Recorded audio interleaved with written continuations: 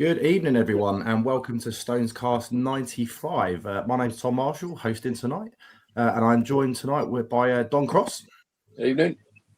Pete Worby. Hi, everybody. And River Dobson-Wallace. Good evening, everyone. So, as ever, a huge thank you to Roll Feast, our sponsors for StonesCast. Gentlemen, we've got quite a bit to get through tonight. It's been a couple of weeks since the last cast, and we've got a new manager. We're into the FA Trophy semi-finals. We've played another sort of 3 or 4 league games in that time. So let's dive straight in. So, I mean, the first place to start is probably with the announcement of our new manager, Gary Waddock. Don, what was your sort of initial thoughts on the announcement?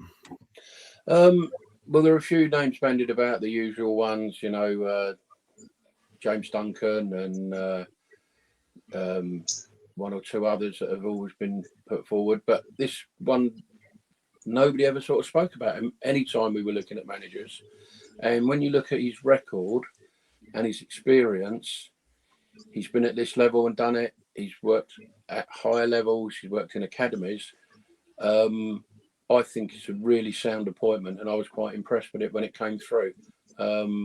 You know, people saying he hadn't managed for 2 or 3 years, but he's been an assistant at higher levels. So I think he's going to have the contacts in the game that we may require, and the respect of other clubs where we might be trying to get loan players.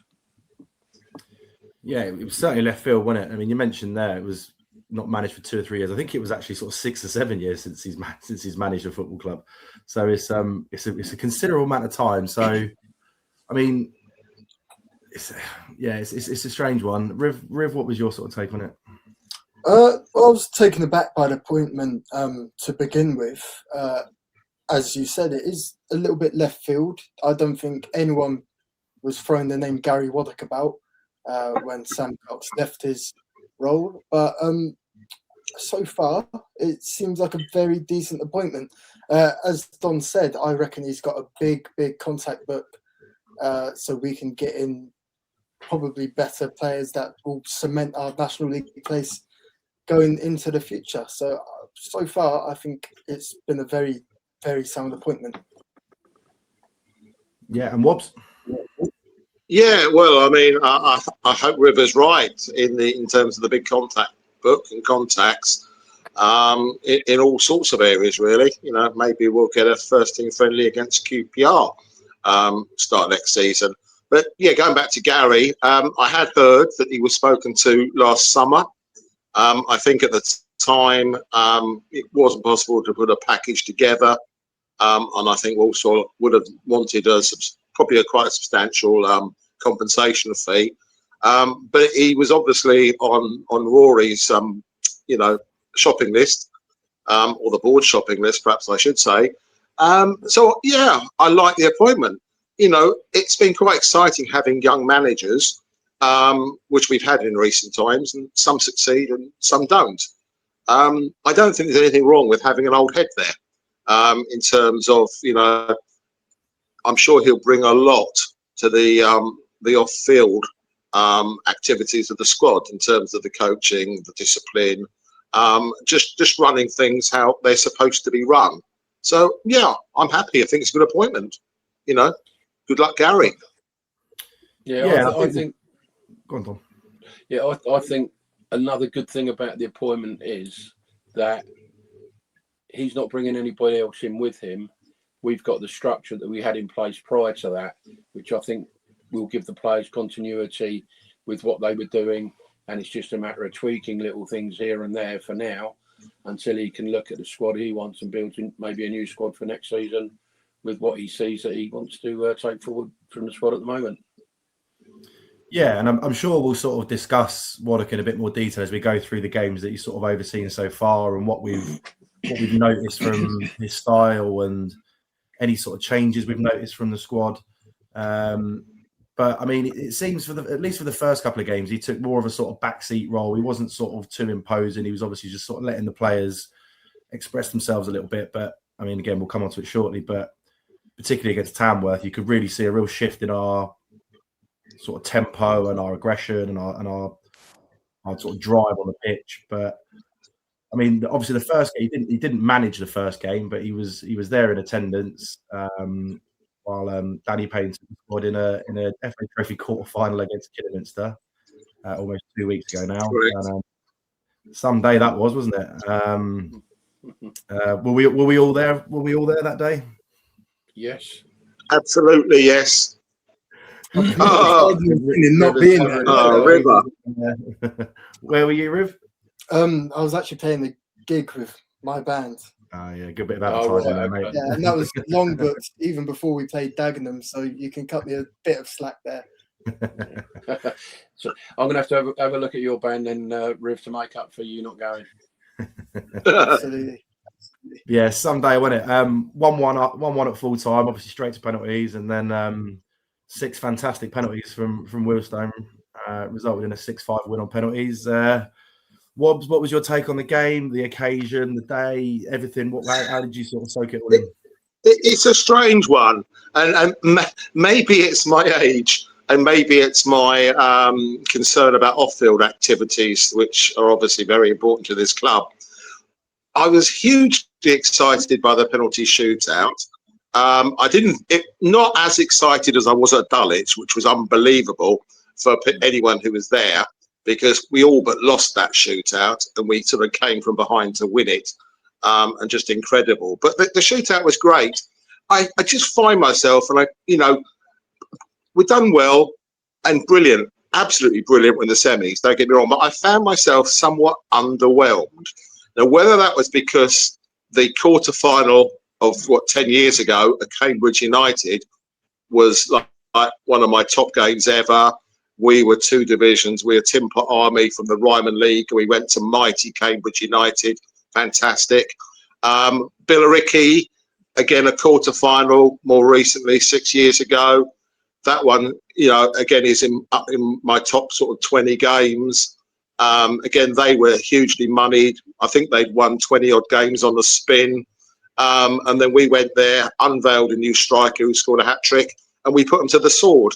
So those 2 games, fantastic. And I don't know what's wrong with me. Perhaps Don can give me some counselling why I was slightly underwhelmed with the win at Kidderminster.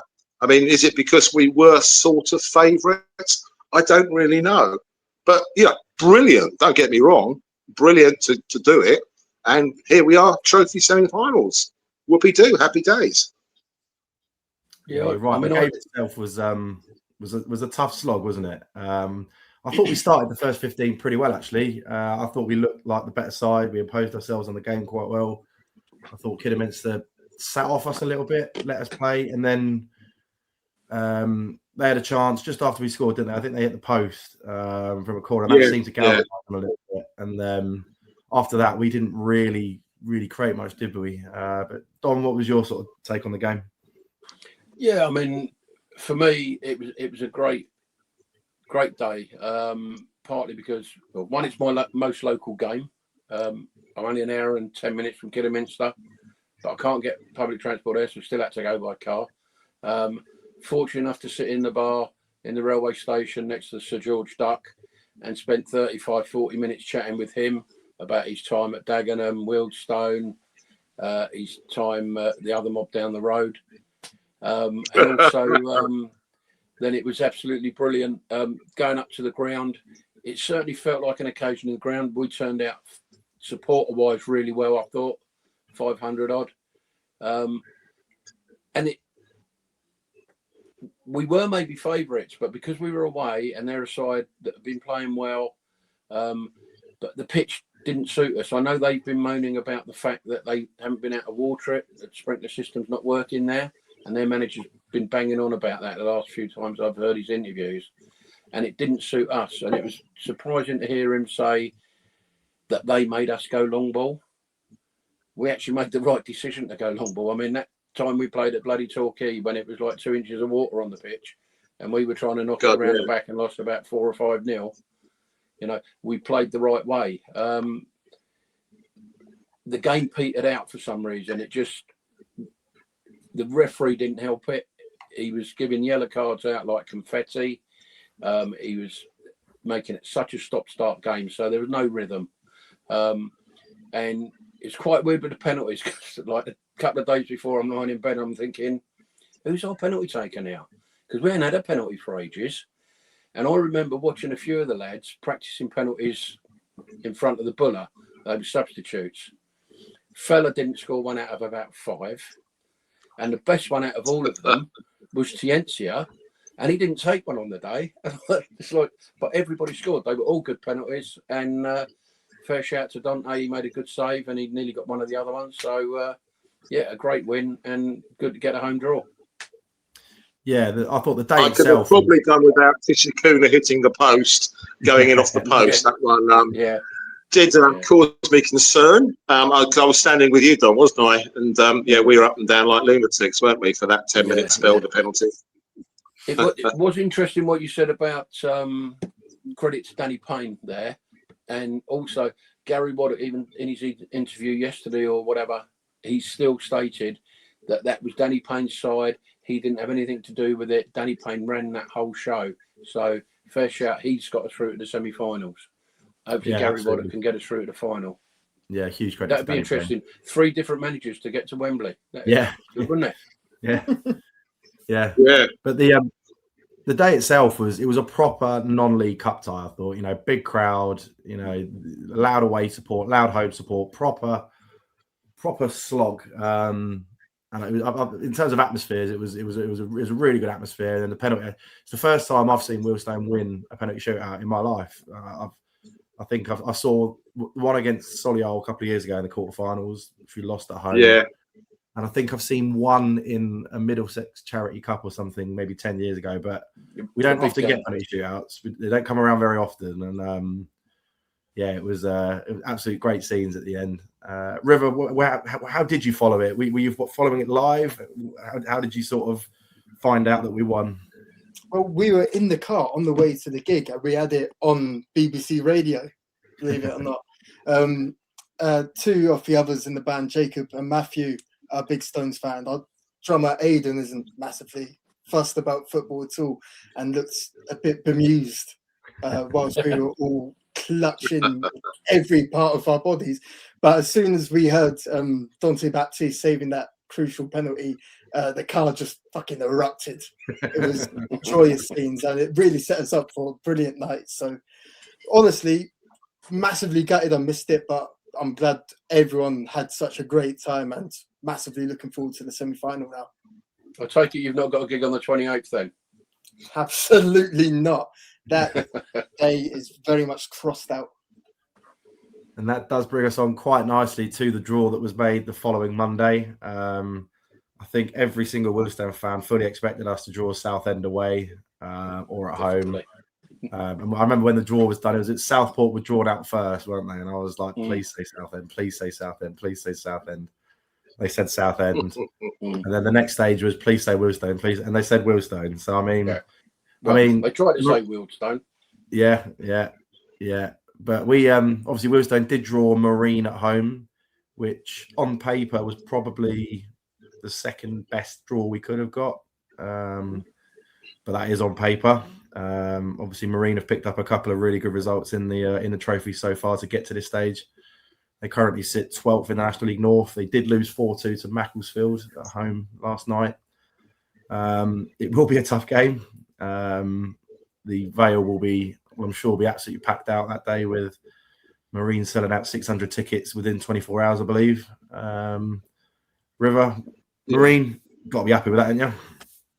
I'm more than content with that. Obviously, I was massively dreading Southend, either home or away, but Marine or Southport, either of the two, I'd have been content with. And obviously, the Vale will be heaving.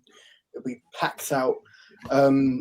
Obviously, there's a few concerns as to how deep our squad will be on that day with a couple of suspensions, and also the fact that a couple of our players might be away on international duty too. So a couple of queries to worry with, but hopefully we get that sorted in the next couple of weeks and we're in good stead for that semi-final. Yeah, Don? Yeah, sorry, Don, you talk. Yeah, I mean, probably the second best draw we could have got, Southport, only because they're a little bit lower in the table. But it's a new side. I don't think we've played Marine before. I'm sure Bob's knows because he's a bit of a nerd status. No, we haven't. No, we haven't. But yeah, we all didn't want Southend home or away, but Southend didn't want us either. You know, they were scared. They were scared of playing us. And yeah, hopefully we get the opportunity to get to Wembley again. I'd had a few beers the last time I went in '85, so that won't be happening this time because I'm having an op on my ankle towards the end of April, and I won't even be able to put any weight on my right foot for 6 weeks. So I'll either be in a wheelchair sitting next to Sam Akers or on crutches somewhere in the stand. So, but yeah, a good draw. And it should be a great atmosphere. They selling out was great. We'll sell out as well. Tickets gone on full sale now. I know we're 70% in most of the stands by now.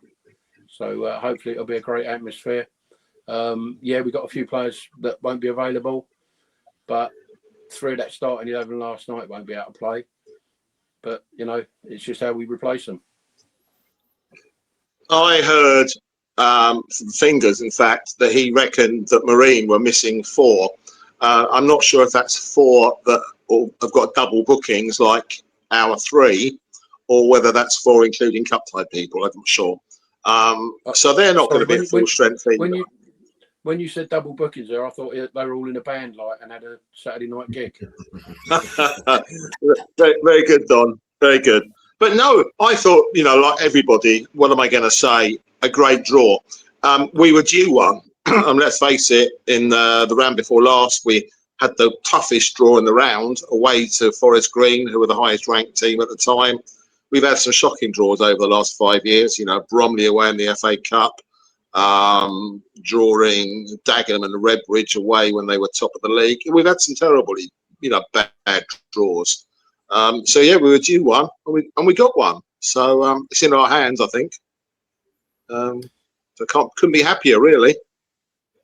Yeah, spot on. I know we've alluded to the fact that we could be missing sort of 5 or 6 players, but I think you're right. I think Marine will likely be missing a few players as well. I know that their goalkeeper, I believe he's on loan from Everton. He's part of the Northern Ireland under-21 squad who are playing Germany that weekend. So I believe he will be unavailable. So I don't know what their options are with a backup goalkeeper, but it's difficult to sort of have a look back at their bookings on the internet to see who's been sort of potentially booked twice. But I would imagine there's probably a couple in their squad that have picked up a few injuries and bookings as well. So yeah, it'll no doubt be a really tough game. But if we play like we've been playing the last couple of games, I'm sure we'll hopefully have too much for them. Yeah, and it'd be interesting. You mentioned international duty. You know, does a player choose a semi-final and a possible Wembley appearance over turning out for their country? Is it friendlies or are they competitive matches at the end of the month? They're competitive this time. I think SAC, who's saying, would be African Nations Cup.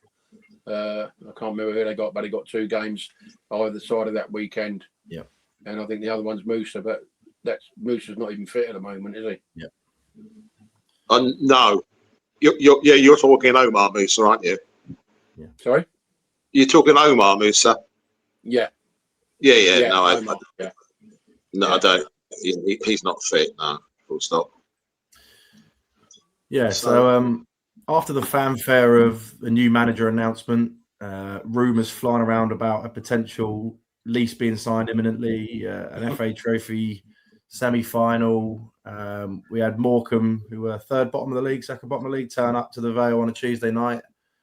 And it went a bit wrong that night, didn't it? Don, what was your take on the game? Were you there? Did you catch it on TV?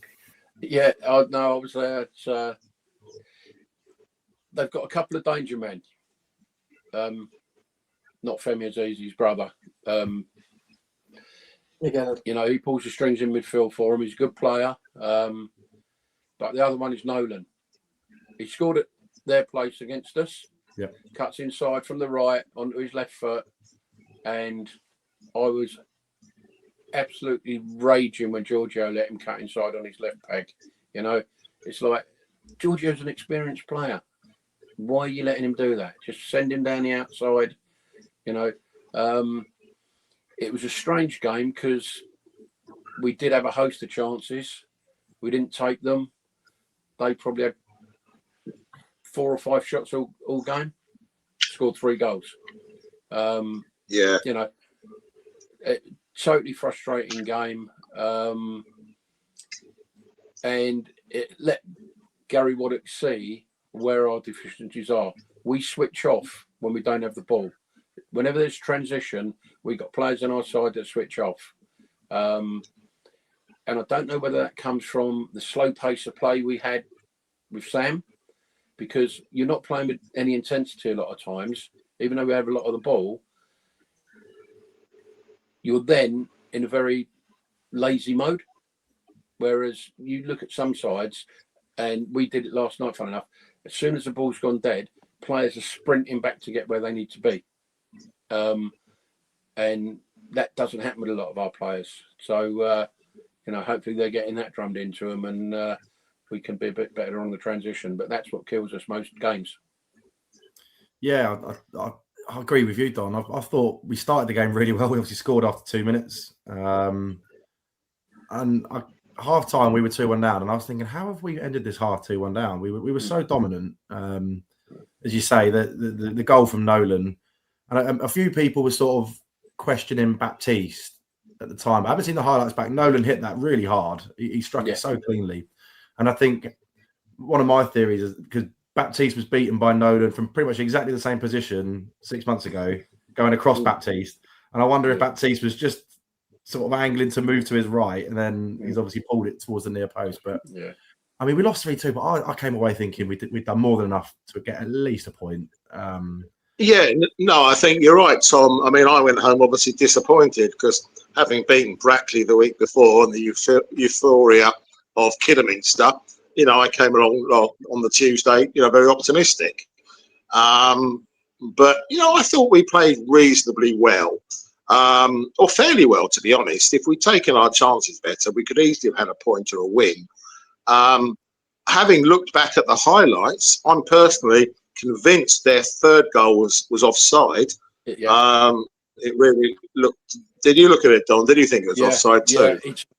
It's not even marginally offside. It's about a yard offside, and you can see it from the camera angle, let alone the linesman. Yeah, it's incredible. So you know, I think you've got that. I think the first goal from Nolan was a good goal. You know, a good goal. Let's give him credit.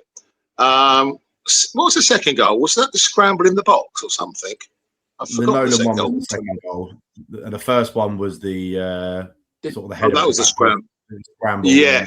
Oh, well, even that one was a bit. Got two, didn't he? Yeah, Nolan got the third. He went around the keeper. Yeah. Very, very nice, just like George Duncan used to. Yeah, but even the first one, there was people saying to me that one of our lads had a big push in the back, one of the new boys. And when you see the highlights, they're looking at the actual corner kick taker initially, so you don't see what happened. But you see one of our players in front of Nolan go flying on his face. But yeah, be that as it may, on the day they scored. Yeah, thanks, Don. On the day they did well.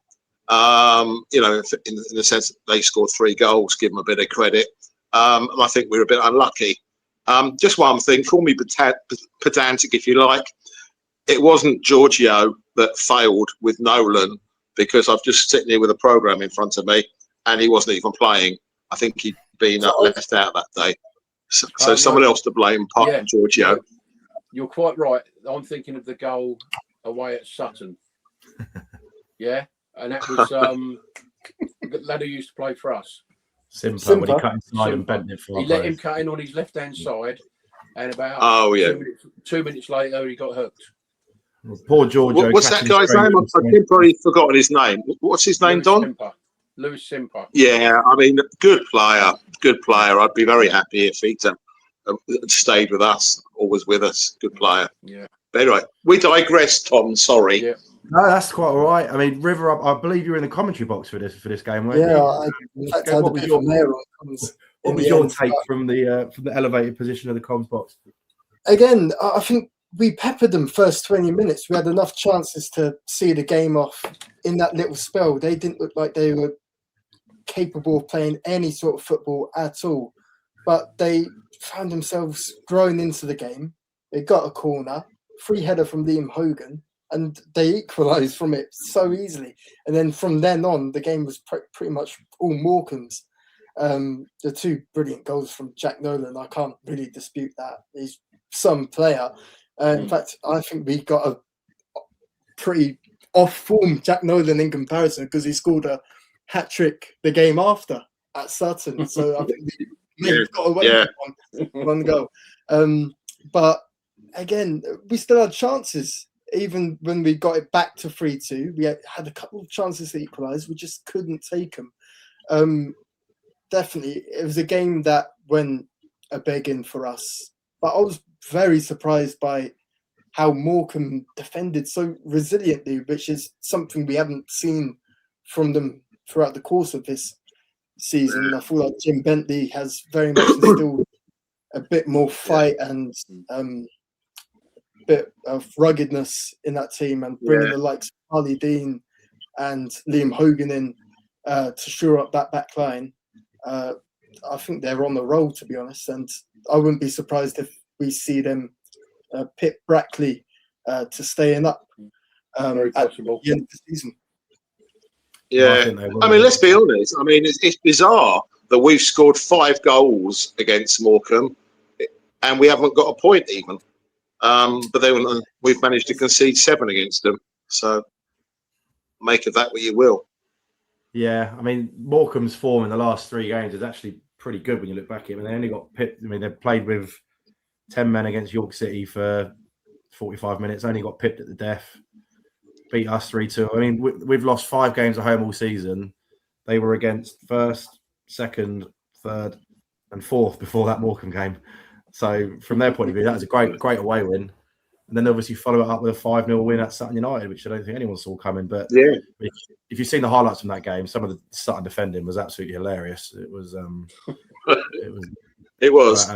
But not as hilarious, can I just say, not as hilarious as Luke Nine's back pass that was nearly an own goal. If anybody watching or listening to this saw that the other day, which was brilliant. That was quite impressive from the half-time line, wasn't it? The keeper done well. Yeah. The keeper done brilliant. The keeper done brilliant to head that back over the bar, because it would have been one of the all-time great own goals, wouldn't it, for Luke Nine? Sorry, I don't know why I suddenly went on to that. Sorry, I agree with you, Riv. I think Morecambe will get out of this. Get out of the bottom 4. I think Brackley are going to get dragged in. I think Truro are gone. I think Braintree are going to be gone. I think Brackley are going to be gone. Gateshead may drag themselves out. They've picked up a few decent results in the last few weeks. They're not quite dead just yet. And they've obviously playing charity FC Wealdstone next Tuesday. So we'll no doubt gift them a few points next week, which we'll come on to shortly. But disappointing 3-2 loss at home to Morecambe without playing terribly. But it was a 0 points nonetheless, which meant that when we played Braintree last Saturday, it was actually quite a big game. We were sitting 18th at the time. What were we, 6 points clear of Braintree with a few games in hand? But obviously, if we lost that, we'd been really looking over our shoulders. But we absolutely pulled them apart, didn't we? It was an absolute demolition job. River, your take on the game, mate? Again, first 10 minutes or so was pretty much the complete opposite of what happened against Morecambe, in that they got a penalty, Conor McAvoy dragging their man down in the box, and John Akinde, our good friend, slamming it past Baptiste, and I thought, oh God, it's not happening again. We're going to get dragged into it. But we replied brilliantly, and I think we just put them to bed so easily. They barely laid a glove on us after the penalty, and they just let us get on and get the job done. And it was a very, very complete performance. One of the most complete performances I've seen from the Stones all season, especially away. Yeah, we don't do it away from home very often, do we? I mean, I think that was the first time I've seen us win a Saturday 3:00 league game in 2 years. We seem to win most of our away games on Tuesday nights. We don't seem to do it on Saturdays very often. But Wobbs, what was your take on the game, mate? They're either an appallingly bad team, or we made them look appallingly bad, or a combination of both. I was kind of pretty angry at half time, and a few people said, "Calm down, Wobbs, calm down. You know what you?" I said, "But we're only 2-1 up. We should be 4 or 5-1 up." The chances that we'd missed, but obviously we did get another couple second half, and we played terrific. We should have, in my opinion, easily scored 6 or 7. Howard Biro didn't score when he slotted the ball past the keeper, and also past the far post by inches. Were you behind the goal, guys? It was really close, wasn't it? Yeah, he just kicked the keeper's spell just by the side of the goal.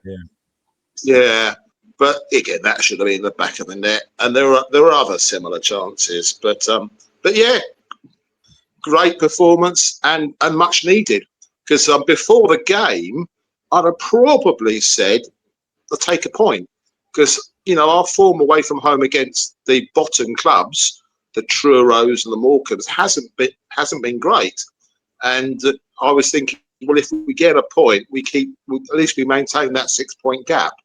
So I came home very, very happy indeed, and thought we played well. Can I just say that I thought Junior Tienza, who's not been in the team very much this season, I thought he had an absolutely stonking game at Braintree.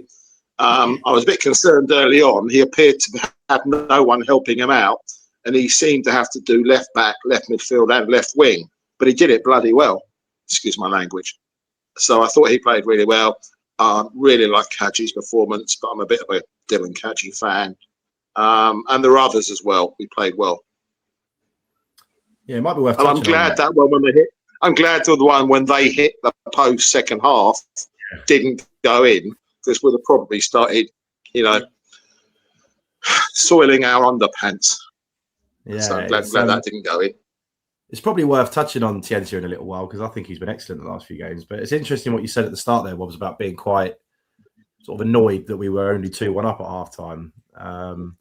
And there's sort of word on the grapevine that sort of sentiment was echoed by Gary Waddock at half time as well on Saturday. Apparently, sort of some of the players came in sort of quite happy that we were 2-1 up away from home, and Waddock was sort of saying, boys, how, quite frustrated at the fact that we weren't winning by more goals, which I think is a bit of potentially a mentality shift from the previous manager,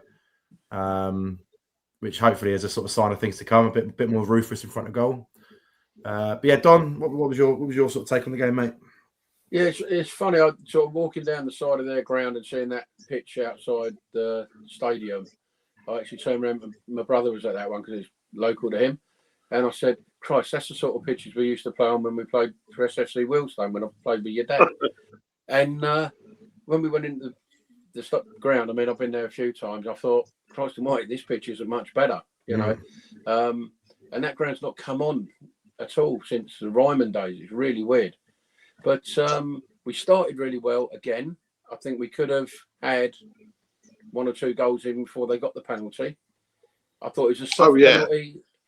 He did put his hands on him, but the guy went down. I mean, the 24, I can't remember his name now, but he must be the Essex breakdancing champion, because he was rolling around on the floor all afternoon. And the stupid thing is, he's on loan from somewhere, but he's a cracking player. He's a cracking player. He was offered to us, actually, Don. Yeah, he was offered to us by Watford, but Coxey didn't want him. Sorry, carry on. Oh, there you go. So, so it was interesting. Akindi scored his penalty and then tried to stare out the Wheelstone faithful. And a few of the youngsters took a little bit of offence to him. And it was quite funny. I did manage to remind him that his goal-scoring record this year, that was his 3rd goal in 33 games. And he's walking around as though he's like peak Haaland, running around the pitch there. But he didn't move for the ball much, did he? His only 2 goals before that was both against Truro as well. So was it? So he picked his team. I mean, he's an interesting player, isn't he, Akindi? He was obviously a good player back in his day. Yeah. But now, obviously, he's well past it. But if Shauna Darkwa could pick up some of his kind of nastiness, physicality a bit, it would turn Shaun into such a good player. Yeah. I mean, even when he got substituted, he walked off to walk around in front of our fans rather than walk around in front of their fans. And obviously, he just smiling at everybody, taking his stick as he was getting it. And as he come past me, and he knew I was giving him stick during the game because he kept looking at me. And I just said, John, well done. I said, you're 36 years old and you're still enjoying your football. Fair shout to him, you know? Yeah. But on our performance, like you say, Ciencia, I thought was excellent. Hinchey, I thought, again, that was his second game. Again, he just ticks things over in the midfield there for us. And he's almost given Kaji and Shikuna that little bit more freedom that they can do things with the ball more going forward. So that's helping. But Ciencia, funny enough, I watched the highlights or the whole of last night's game again today. And Ciencia reminds me so much of Dominic Sterling when he was with us. The way he was going down that left wing, the strength and pace of him. And I think he's come on again in the last month. He's back to the player that we had at the beginning of the season. Yeah. When you thought we'd solved that left-sided problem. He's so quick, isn't he? We saw it again last night. The pace he's got is terrifying. And he's good on the ball as well. Again, we saw it for the first goal against Braintree. That sort of he just back to goal. He sort of rolled the defender, didn't he? And then sort of laid it off to Shikuna, who finished it really well. But I mean, it's sort of you're right, buddy. He started the first 3 or 4 games, didn't he, of the season when we were winning, and then he found himself out of the team. And he's not really been able to cement his place back in until obviously Cox has gone and Waddock's come back in. But I think he's been a real threat down that left-hand side for us since he's come back in. And he might not be the best defender in the world, but he's quick. He can recover quickly as well, which is a huge asset when we have teams sort of counter against us. But it was funny. You mentioned Akinde. His performance was so bad. You know, I know he scored the penalty, but his all-round performance was so bad. As he was walking in front of the away fans, he was getting almost a standing ovation from everyone for being our best player. And to be fair, he did take it. He just smiled, and it was quite amusing. But yeah, anything else? Is there a possibility he could be Wilkstone's player of the season? I just mentioned one thing that if anyone who wasn't there. I mean, I was actually asking both the last night's referee and the referee assessor what they would do. Their right back, I think it was, or right midfielder, went bombing up the line second half. First half, wasn't it? Second half. Yeah. Bombing up the line, ran it into touch, and then in frustration, it wasn't dissent, but just in frustration, larruped the ball about 50 yards up the pitch, nearly took the linesman's head off. In fact, there was about a 2-minute delay whilst the linesman rolled around on the ground, and I'm not sure whether he's hit or whether it was a glancing blow, but didn't get booked. And I thought that was an interesting incident. I wonder what would have happened had the Lino taken it full in the face. Yeah, I do remember that. He kicked it in sort of pure frustration, didn't he? Yeah. It was a bit bizarre.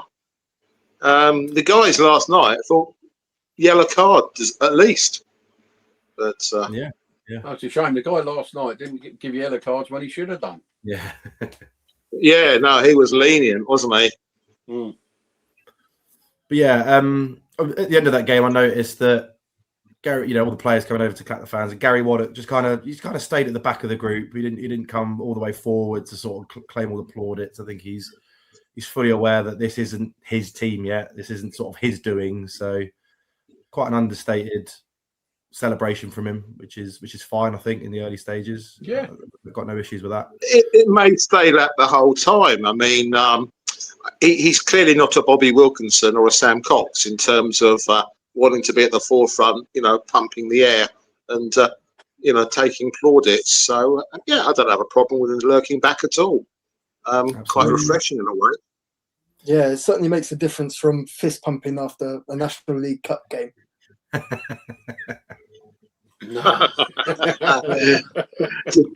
you reckon that really? Do you reckon that really happened, River? Or are you just making that one up? I saw it with my own eyes.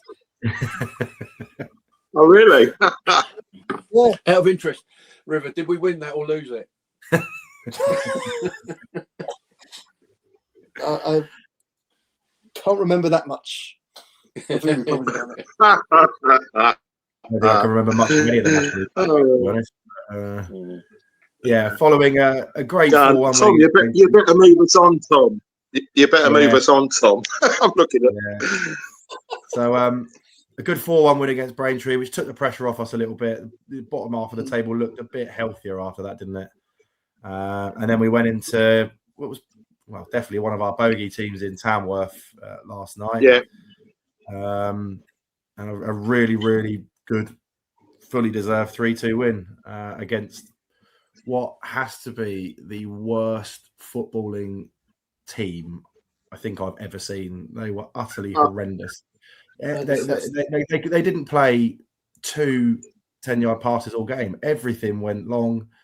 It was a horrendous watch, and we completely out footballed them, outran them, outfought them, and fully deserved the 3-2 win at the end of the day. Don, what was your take on it, mate? Great result. Absolutely brilliant result. Great endeavour from the players. I thought they're getting the ball forward quicker. They're playing in the opposition's half more, which I think we need to do. I had no problem with Sam's style of football. The only problem I had with it was the pace it was played at. Yeah, if you're going to pass it around and move people about, once you've got that opportunity, get it forward, get it in the box. I noticed Hutchinson's crossing the ball earlier now than he was. You know, he's not checking back out and whatever. You look at the amount of balls in the last couple of games where they've gone across the 6-yard box. You know, I mean, Obiero could have had a couple more last night. He got a total one. Shauna Dark was just wrong-footed on his stride pattern when it was played into him. So we're getting the ball into the box quicker, causing more problems. And as I say, I watched it again today, the whole game when I got home. And it was worth watching, just watching Wobbsy's favourite player, Dylan Cadgy, running rings around Tonks. I mean, Tonks is almost doing shuttles, running from one side to the other, where Cadgy's just sort of gone round in one way, gone round in the other. And, yeah, we've got players have started getting their confidence back, I think, you know. I mean, we were on a bad run, and that's why Sam lost his job. But now the players getting more confidence and they look like they're enjoying and energised with their football. Because I tell you what, I watched that Sutton game on the telly up here, and I was absolutely fuming. I'm thinking these players could be playing at Wembley, yeah, in a few months' time, and they're going to be people's heroes. And they turned in a performance like that at Sutton. Was I'll tell you, I was going absolutely mad at that. But yesterday was really good win. Yeah, I think that's a good analysis, Don, actually, of much of the game. I thought we played well. Again, our old failing, which has been there all season. I mean, Shauna Jarkwa, in fairness, he's come back in the team and he's got 3 goals in 5 games. And I think Sean's goal was good, the first goal, particularly really seeing it back on a good finish. Yeah, it was better than I realised at the time, because I didn't have a great view of it. But that's a good finish. I have to say, his header second half, far post. I mean, I think my old mate Don Cross in the SFC days would have probably been disappointed if he hadn't buried that. I'd have kept my eyes open when I headed it. Exactly, I think I would have done too, mate. And again, I think half the crowd, probably me included, thought Michael Abiro had scored second half. And next thing we see the keeper standing up with a ball in his arm, and it was obviously. And I thought, well, it's a one-on-one that he's not got on target. But don't get me wrong, I thought Michael Abiro had a really good game. And Kadji, for me, is close to my man of the match. And I think he's really benefited. I think the first half of the season, Sam appeared to be rotating Omar Musa and Dylan Kadji, and they weren't playing together a great deal. They were kind of taking it in turns. And I think with Musa being out injured for so long, Kadji is now expected to do it. And I think he's doing it, showing his quality. So I was very happy last night, and looking at the league table, happy, ecstatic. Yeah, it's interesting you say about Obiero not hitting the target with that chance. I'm convinced that Jazz Singh got a toe to that and managed to sort of push that onto the post from that one-on-one, which would have been a fantastic save if he did. But it would be. And Don, you mentioned Tom Tonks. I mean, that was one of the most hilarious performances I've seen. I mean, we mentioned Johnny Kinde a little while ago, but I was in stitches that second half. Tom Tonks trying to keep up with Kaji, Shakuna, Spencer, running absolute rings around him.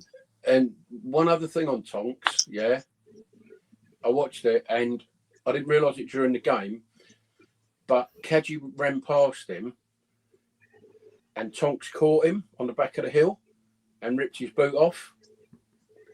And it's very similar to when Messi got injured at Tamworth. Messi went past him, and I'm sure Messi's injury was down to Tonks clipping him, and he stumbled, and that's when he done his hamstring. Yeah, he's a horrible little person. Yeah, he's a horrendous footballer as well. We saw it last night. Every time he got the ball, it was going 50 yards, and we were giving him a bit of stick over by the floodlight in the second half, and he tried. About 20 minutes to go, he tried to spray the ball out left with the ball on the ground, and he kicked it straight out and throw it. And we were in absolute hysterics. Best pass of the night. Yeah, we were in absolute hysterics. It was he was blowing after 20 minutes. He couldn't keep up with us. But Riv, again, what was your sort of take on the game, mate? Again, as you lot have said so far, Tamworth are just an absolute chore to watch. They are a Southern League team that have just done so well to keep themselves at this level for so long. I don't know how sustainable it's going to be with the likes of Tom Tonks still trying to run around in the middle of the park for them. But fair enough, they got their 2 goals. I mean, it was quite, typical Tamworth in that the first goal was from a Tom Tonks long throw. Second one was from a deflected volley, which the volley wasn't too bad, but the deflection certainly played a huge part in it. But again, I just like that we're a lot more ruthless when we go a goal down now. I don't think we'd have seen such a response if Coxey was still in charge, to be honest. Kaji's volley for the equaliser, first equaliser, was absolutely sublime. It was a beautiful finish. He caught it really well. The second goal, Sean O'Darkwa, again, brilliant striker's finish. And the third, quite decent as well. So exactly what we need. Another 3 points on the board. And we keep ticking them over on our way to safety. Yeah, the other thing with Tonks as well, there was one time in the second half he took a throw in and it was headed back out by us and he had 20 yards of space where he could have controlled it and crossed it in and he let it roll out for another throw in. And it's like, that just really sums him up. Yeah.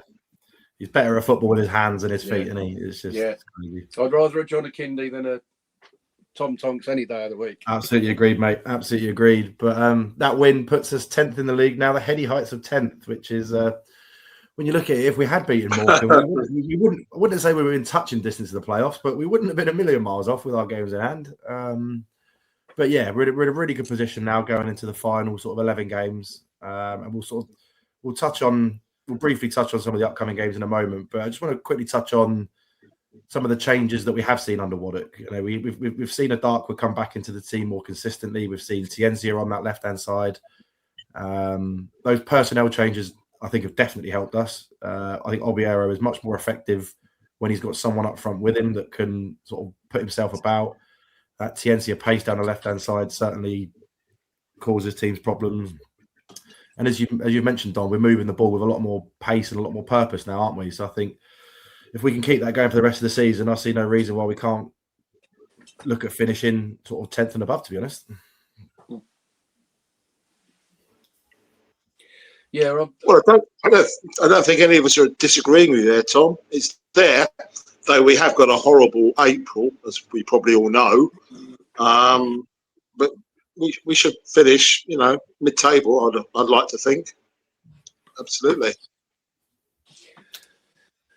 Yeah, I mean, we're 9 points off the playoffs and 12 points off the relegation zone now after a couple of decent wins. Having lost a game against Morecambe, games against Sutton, which would have probably seen us in a much safer position earlier. And to be fair, if we'd won at Sutton, Cox would probably still be manager. You know, so it's very fine margins, but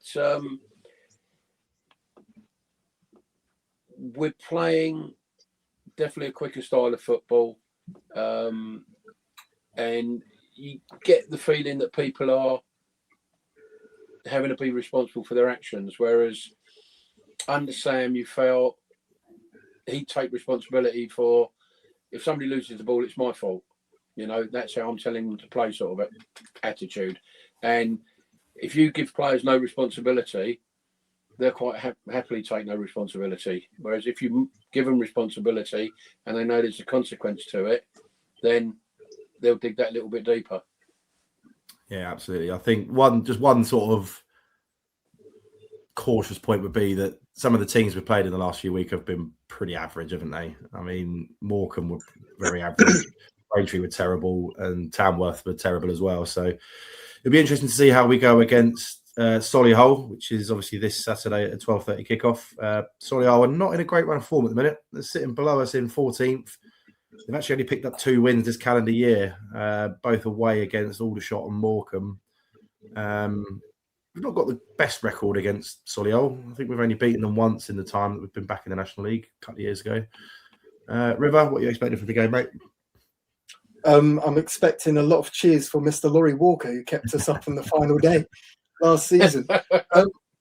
Yeah, but as you alluded to, they're not in great form at all. They've had a rough couple of months, and they've just lost one of their best servants in the last couple of years in James Clark, who's gone to Boreham Wood. So they're probably going to be reeling a little bit off the back of that, and early kick-off, they're going to be travelling down from Birmingham.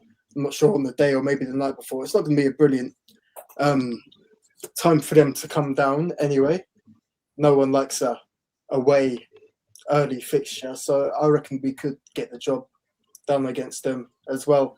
I see you're shaking your head, Don. They're staying overnight. I'm travelling from an hour and a half north of them, so I've got to go past them to get to the game. Yeah, James Clark leaving's a shame, really, because he's another. He's pretty up there with the Tom Tonks quality of footballer. You know, likes to dive about and fall over and play the game the Boreham Wood way. So he should settle in there. I think it's a tough game for us coming up. And I said earlier, we mustn't get too carried away. And as Tom's just said, you know, we haven't played the greatest teams in the world the last few games. One thing I do like going back is to the early days of Gary Waddock, is, you know, I felt under Sam, and I like Sam a lot, a good guy. I didn't feel that he was prepared to drop people. It didn't seem to be, just even when they were playing badly. It seemed to be a very samey team, even then when we went on that run of 1 win in 13. And Gary Waddock appears to be happy to either leave people out if they're not playing well or haven't done it, or to leave people out for, you know, rotational purposes. Because I thought it was interesting on Tuesday, last night, that, you know, after a good performance at Braintree, we had Terrell Aguimang on the bench. Hinch, who I agree with Don, I thought was excellent. He was on the bench. Enzio Boulderwine was on the bench. So I embrace the fact that he appears to be prepared to either drop or rotate players, which I think is good. As for what's going to happen on Saturday, I really want to sit on the fence and say I haven't got a clue. I mean, I think they are Solihull are a team that are really good in transition. Their goals came from, they had a lot of opportunities at their place when they turned the ball over and they got forward quickly. Their goal was offside, similar to the Nolan one the other day. You know, you could clearly see it was offside, even on the TV screen. Yep. But the one thing about Waddock, I've noticed, he uses substitutes really well for me. He's made a lot of changes, but good changes. Even though we lost against Morecambe, he made positive changes because Adupoku came on the right-hand side. And to be fair, I was screaming for that or hoping for that probably 20 minutes before it happened. And unfortunately, he didn't perform that night. When he came on, I don't think he'd done that well. But Gary's definitely started using substitutes more, which I think will give players a little bit of hope and confidence that if they're not in the team, they may get 20 minutes at the end of a game. Go and show me what you can do. Go and win me that game, or go and see that game out. And it'll breed a little bit more competition in the squad, maybe, that might not have been there. Yeah, definitely agree with that, Don. So yeah, tough game on Saturday. Hopefully we'll pick up 3 points in that against a team that's sitting in a rough bit of form. But then after that, we've got the long slog up to Gateshead for a Tuesday night fixture. Anyone here making the trip up? I'm going up actually. Yeah. Just one last comment, and it's just a Worby moan. 12:30 kickoff. Yet another example of Dazn or Dazoon, whatever they're called. You know, calling the shots, but no recompense for the clubs affected. I've no doubt we'll get a lower attendance kicking off at 12:30, and I've no doubt that whatever Solihull's travelling support would normally be would be halved. So, you know, thank you, Dazoon. But yeah, Gateshead, I'm off up there. I just hope we turn up and play and don't do another Truro. It's a long way, as we all know. It is a long way. Gateshead have been picking up a couple of decent results recently. They've went on a run. I think it was 17 games losing consecutively, which has put them in the position that they're in. But they've only had one defeat in their last 7, and that was against Forest Green. And they picked up a more than creditable point at Southend last night. Not moving Southend and get a result. So, I mean, personally, I think it's a case of just don't lose that. Just don't give them a chance to gain any ground on us. If we can pick up a point there, I think I'd be more than happy. River, more than happy. Yeah, I'd snap your hand off for that point. Yeah, I absolutely agree. I think under Bob Elliott, since he's come back, we've lost Dawn. Face of black. Right, I'm sure he'll come back. I've lost volume. Hold it a sec. Yeah, you lose me for a minute. What on earth is going on? Let's do it. Talk to me, mate. StonesCast. Well, under Rob Elliott so far, they've blown a little bit hot and cold so far. But as you said, they've picked up some very decent results off late. Of course, picking up a point at Southend. We know it's not an easy place to go. And we know in recent years, since we won that game in 22-23, that sent us top of the league, Gateshead has not been a happy playing ground for us either. So I agree with you. It's just a case of hope for a point, and if we can sneak a goal, sneak a win, I'd be very, very happy. It's an interesting point you raised, actually, about Gateshead not being a happy hunting ground for us. It was Tamworth that we obviously played last night. I think that was the first time we've beaten them. We got Solihull on Saturday. I think we've only beaten them once. And then we got Gateshead on Tuesday. I think we've only beaten them once as well. So it's 3 teams in a row that we never seem to perform particularly well against. But I'm with you, Riv. I think that I think a point would be a more than creditable point when we head up there on a Tuesday night.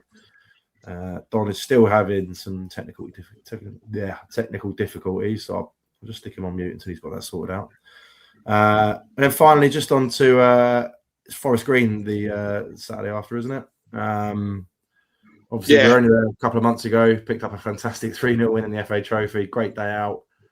I suspect that I think they have picked up a little bit since then. They've picked up, I think, 2 wins in the last 2. that will no doubt. Well, I very much doubt we'll be going there and winning 3-0 again. But Wobbs, what are you expecting from that one?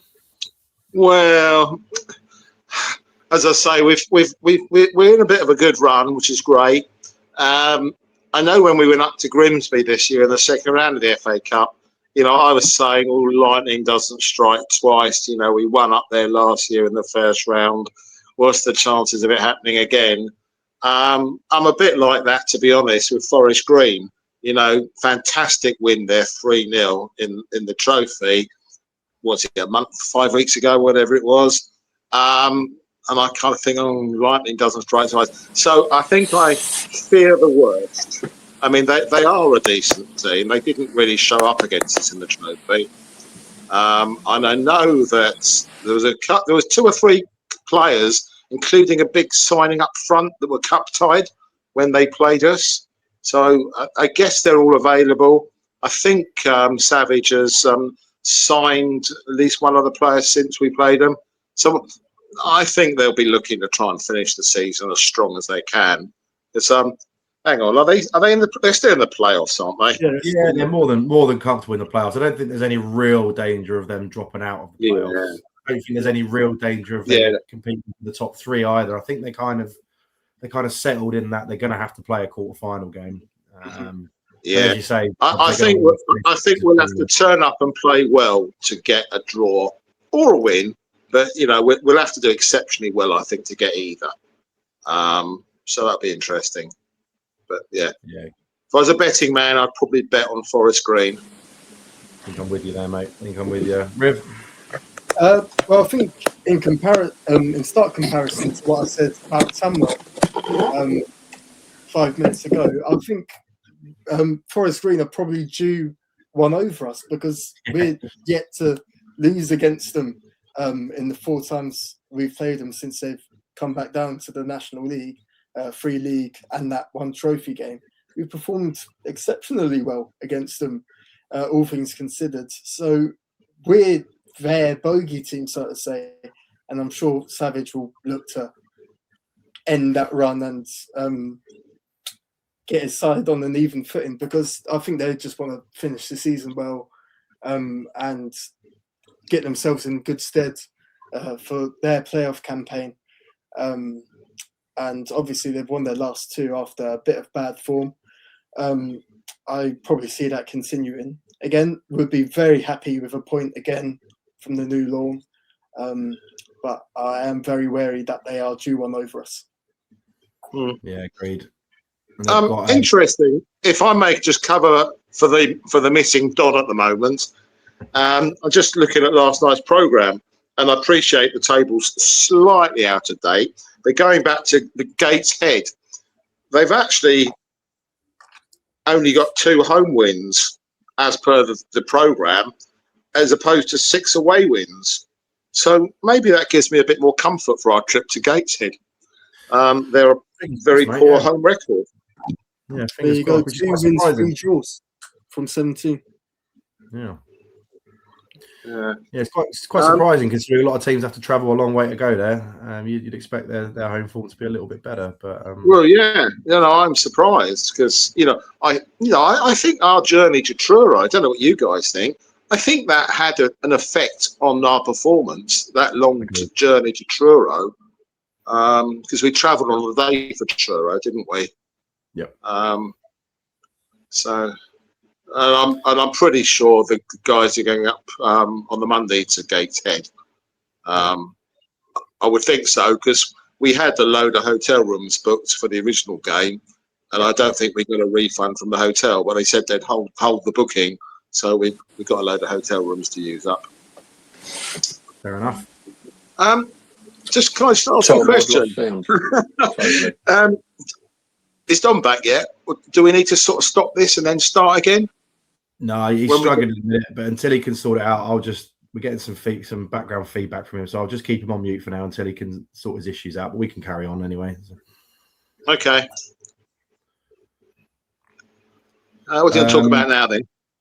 No, I think to be fair, I think we've pretty much covered everything we need to cover. We've obviously covered the sort of 3 games coming up, and I think just a final view from you guys is really what we sort of expect between now and the end of the season. I think personally, for me, I would like to think that by the time we play Marine, we are all but safe. We're hopefully on 50 points by the time that game comes around.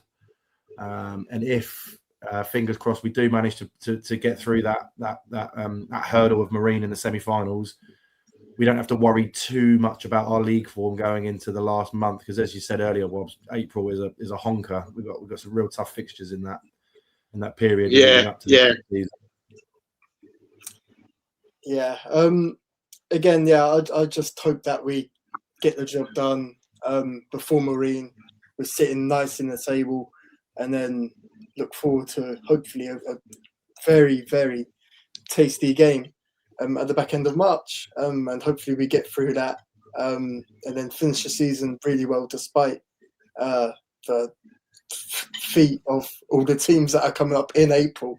What I do worry about, I hope I'm not getting a bit ahead of myself, is that there's about a 3-week gap between the last game of the season and a certain cup final, which I'm not going to say just in case I jinx it. But hopefully we don't find ourselves in too bad shape, especially if we are facing Southend, who will probably have a playoff campaign to contend with beforehand and might be a little bit more match fit. Yeah, absolutely, mate. Well, absolutely. I suppose if we were a club owned by an absolute multi-millionaire throwing a lot of money at us, we'd probably go on a 2-week break to Tenerife, wouldn't we? But in reality, I wonder if we will try and arrange a couple of friendlies, because it's an absolute bonkers scenario that that the FA have come up with. That our season ends on April the 25th. That's not the FA's fault, but it's the FA's fault that the trophy final is on May and someone will tell me what it is. Is that a hefty gap, bonkers. But anyway, there you go. Let's hope that's a problem we have to contend with. Absolutely. In terms of what I hope for the rest of the season, we've obviously solely talked about football on the field. I desperately, desperately, desperately hope that our landlords sign the lease extension that our board have worked so hard to try and resolve for the last 6 to 9 months. And I would just say, I think, and I do feel very sorry for my friends, Dominic, Wiley, known him a long time, Quentin, obviously Rory, Darren, but particularly Dominic and Quentin. They've taken a lot of mental hits, I think, because they're the two primarily trying to resolve this lease issue. And, they've had to contend with a lot. And I feel sorry. So I really hope that there's good news. I hope the good news is tomorrow or Friday. I hope the good news, if it's not, I hope it's next Monday. We're getting closer and closer. So that's one of my really big hopes, that we get that resolved. And then we can move forward to the next part of the grand Wilson FC project. Hopefully with Nick Samaka on board, and hopefully the progress on the new stadium. But lots of pieces of a jigsaw. So on gloomy days, I'm depressed about it. Yeah, absolutely. Happy days, I think it'll all come good. Yeah, and hopefully by the time this cast sort of airs, and hopefully by the time Saturday comes around, we will have some news on that front. We will see, but we will see. Gents, thank you ever so much for your time this evening. Unfortunately, it looks like we have lost on these. One thing, Marshall. I think you might have noticed the background behind me for this cast. I might as well get out of the way and show you that my band Front Room are doing the gig at the Amersham Arms in New Cross next Friday. If you like that sort of post-punk garage rock sound, I very much encourage you to get down to there. It'll be a fucking brilliant night. Tickets are available via that link, and I hope to see you there. And if not, hopefully we get a Vale gig sometime soon. Fingers crossed. Isn't it all a bit dangerous? Isn't it a bit dangerous down in New Cross? I used to go and watch Millwall in my teenage years. Down there now. It's all gentrified. I'm joking. Actually, while we're trying to sell any things, if there's anybody who has listened and watched this cast for the last hour and 10 minutes, though it may get edited down, I don't know. But well done for sticking this long. But I'm still after 2 or 3 new ball donors between now and the end of the season. So if anyone would feel like donating a ball and helping the club out, please contact me. You'll find my phone number in the programme or on a website or from anybody who knows me. I won't read it out now. Sales pitch over. Well, thanks for your plugs, gentlemen. I've got nothing to plug apart from tickets for the home game against Marine at the end of the month. Everyone, buy your tickets. Well, I do think, Tom. I do think though you might not be plugging anything. Though you could, as son of the legendary Steve Huey Marshall, you could try and plug how great the Marine toilets are at their place. Because I hear that your dad was lurking around them on he had a day Monday? in Liverpool and decided to go and walk around the Marine toilets for the day, as you do. But yeah. Okay, I think we're going to end the podcast there, gents. Thank you for your time, gentlemen. Thank you, Don. I know he's still here, but not here. Appreciate your comments as always, guys. Again, thank you to Roll Feast, our sponsors. Always greatly appreciated for supporting the cast. So thank you very much to them. And yeah, up the Stones and see everyone on Saturday. Up the Stones. Cheers, everybody. Thank you for hosting us, Tom. All right, mate.